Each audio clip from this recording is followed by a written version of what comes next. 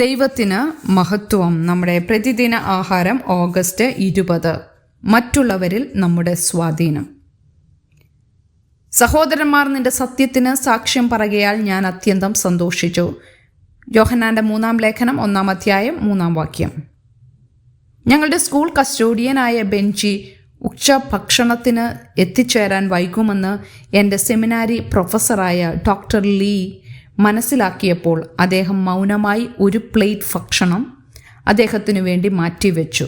ഞാനും എൻ്റെ സഹപാഠികളും സംസാരിച്ചു കൊണ്ടിരിക്കുമ്പോൾ ഡോക്ടർ ലീ ബെഞ്ചിക്ക് വേണ്ടി അവസാന കഷ്ണം റൈസ് കേക്കും അതിന് സ്വാദിഷ്ടമായ ടോപ്പിംഗായി കുറച്ചു തേങ്ങ ചിരകിയതും മാറ്റിവെച്ചു. ഒരു പ്രമുഖ ദൈവശാസ്ത്രജ്ഞൻ്റെ ഇത്തരത്തിലുള്ള പല പ്രവർത്തികൾ ഒന്നാണ് ഇത്. ഡോക്ടർ ലീയുടെ ദൈവത്തോടുള്ള വിശ്വസ്തതയുടെ അതിപ്രസരമായി ഞാൻ കരുതുന്നു.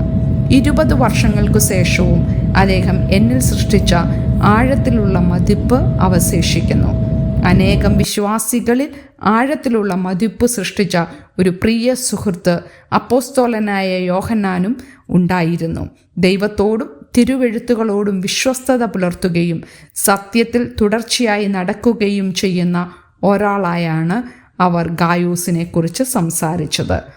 അപരിചിതരായിട്ടുകൂടി സഞ്ചാരികളായ സുവിശേഷ പ്രസംഗകർക്ക് ഗായോസ് ആതിഥ്യമരുളി.